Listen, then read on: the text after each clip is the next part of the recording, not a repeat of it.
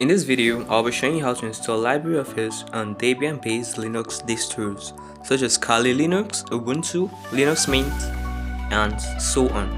So the first thing you need to do is visit LibreOffice.org. So you navigate to the download page. You select Linux 64-bit Deb. That's the version for Debian-based distros. If you're using Fedora, you can choose RPM. Then you click on the download button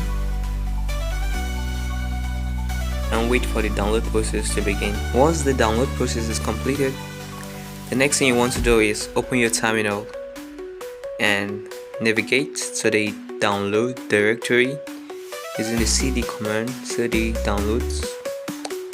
Then we extract the archive file, LibreOffice with bubbles flag. Once the extraction is completed, we navigate into the LibreOffice directory, then navigate into the DEBS directory containing all the binary files for the LibreOffice installation, and then we say sudo apt install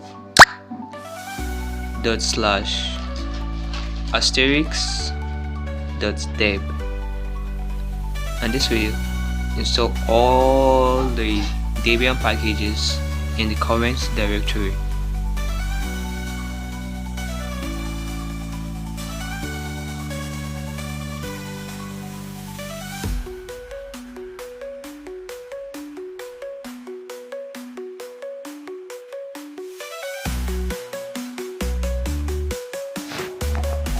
As you can see, the installation was successful, so you can launch LibreOffice because it will be in the list of applications.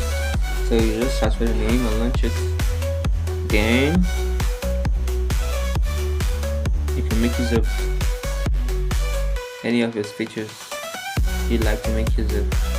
And that's all. Thanks for watching. Make sure to subscribe and hit the like button so you don't miss out on the future contents how we post it soon.